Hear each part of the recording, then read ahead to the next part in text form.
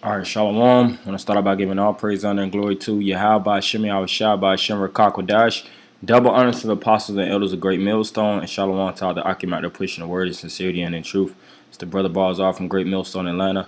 I just got a lesson going into basically moving impulsively can cost your life. It's kind of like a response to the brother Zakari. He did a lesson on basically the same notion of just moving with a level of wisdom. And that's the main narrative that each and every one of us pushes.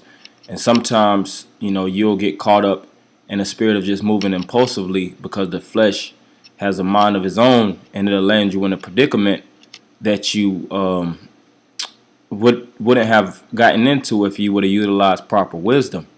And some situations may land you in a situation that may cause temporary damage, where you could actually recover and reshape and get back right.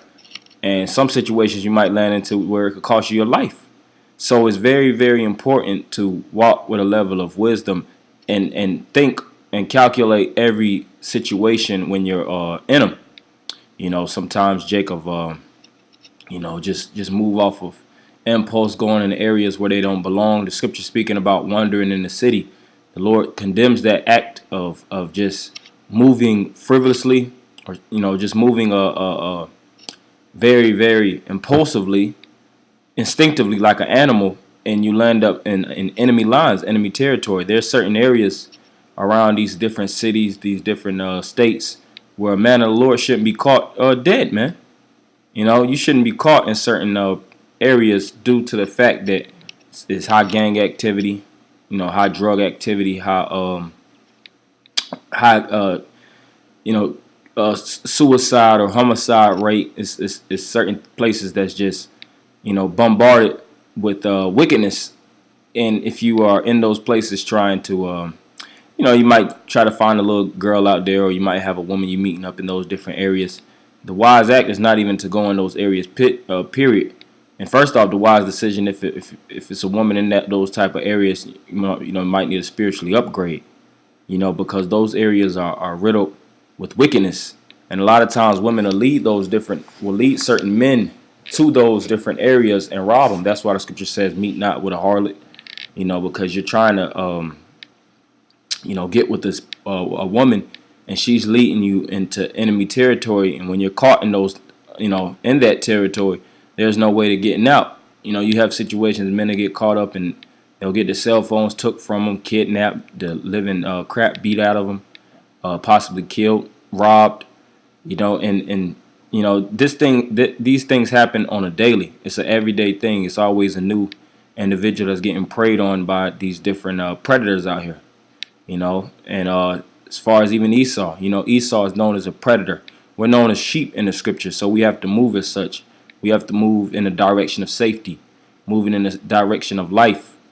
The shepherd, his main objective is to lead the sheep into safe territory, make sure that they have proper water reserves and areas for grazing and shelter, to provide them so that they can actually live an extensive and a healthy life.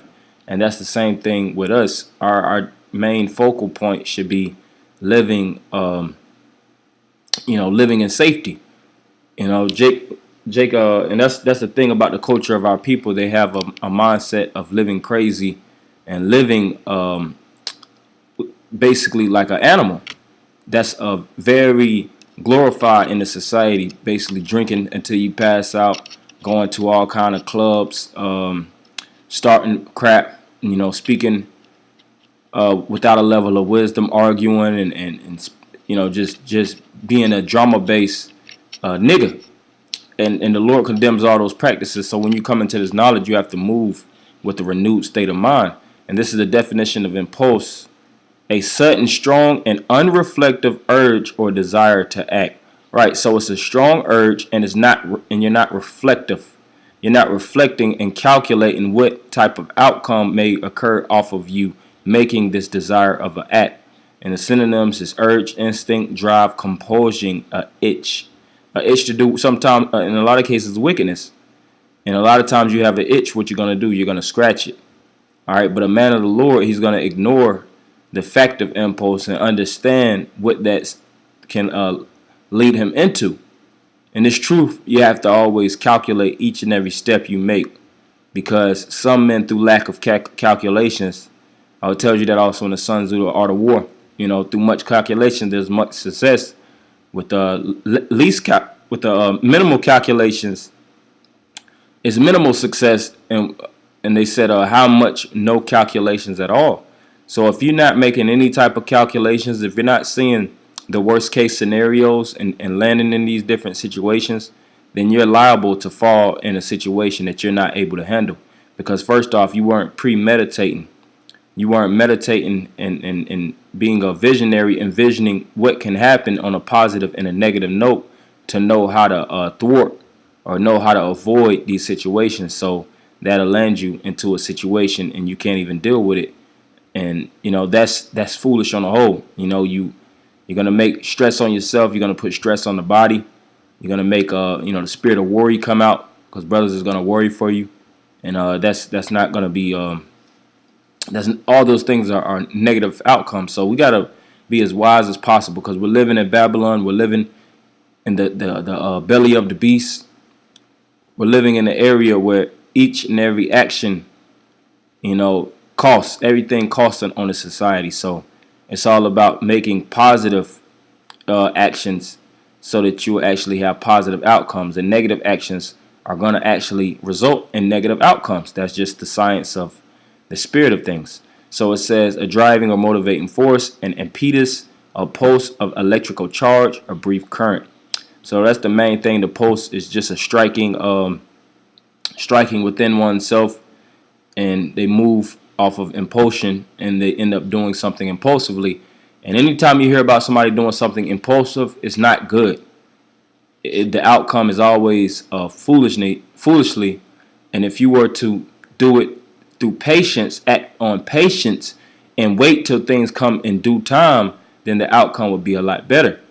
So this is Proverbs 14:29, because another word for impulsive in the scriptures is basically being hasty or rash. So it says, he that is slow to wrath is of great understanding, but he that is hasty of spirit exalts to folly. So if you're hasty in the spirit, only thing that's going to actually conclude or come out of that is foolishness. All right. And we're looking to reach the end all be all, to receive salvation. And you had individuals that came into this truth, and some men died. Some men actually perished through foolish walks, through foolish actions, through lack of calculations, through moving in different scenarios and situations that they didn't have no business. They didn't have the level of wisdom to deal with it, and it ended up costing their life.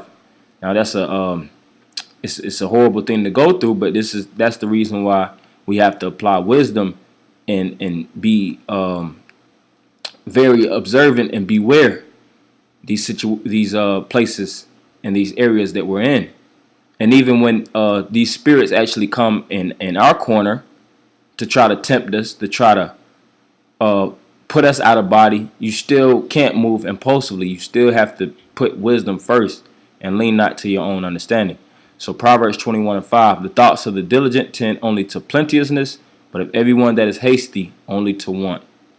Proverbs 29:20, seest thou a man that is hasty in his words? There is more hope of a fool than of him. All right, Ecclesiastes 7:9, be not hasty in thy spirit to be angry, for anger resteth in the bosom of fools. So it's plenty more of scriptures and situations of hastiness leading to instant death. And the word, this book is the word of life, and it gives you all actions and all solutions to each and every situation that tends to come your way. And it's all about having that level of wisdom. And if you don't have that level of wisdom, then you have to, your best bet, like the scripture says, your strength is to be quiet, sit still. Just study to be quiet. When you're in situations, learn to keep your mouth closed, learn to be more observant, use your eyes and ears rather than your mouth. Because in due time, you'll be able to actually utilize, the wisdom. But before you actually have access to apply you have the full capacity of appliance, you have to be more observant and examine. All right, Ecclesiastes 5:2. Be not rash with thy mouth, and let not thine heart be hasty to utter anything before the Most High. For the Most High is in heaven, and thou upon earth. Therefore let thy words be few. All right. Sirach 13:13. Observe and take good heed, for thou walkest in peril of thy overthrowing. When thou hearest these things, awake in thy sleep. So you got to be very observant, and you have to take great heed. Take good heed, as the scripture says, meaning to be aware. Because as it is written in 1 Peter, the 5th chapter, the 8th verse, be sober, be vigilant, because your adversary is a roaring lion, seeketh to whom he may devour. You have the super rich, you have these sharks, you have these alligators, you have all kind of different predators that's looking to prey on the weak, prey on the poor, prey on the ignorant, prey on those individuals that don't have levels of wisdom, so that they'll make foolish decisions and get caught up.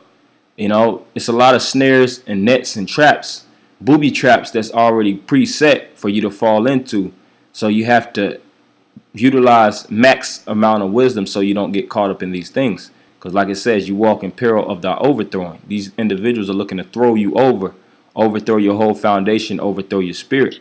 And the scripture says awake, meaning to be circumspect and move with a level of vigilance, instead of moving as everybody else on in darkness, because we have the light and the wisdom, knowledge, and understanding of Yahweh Shem Yahushua.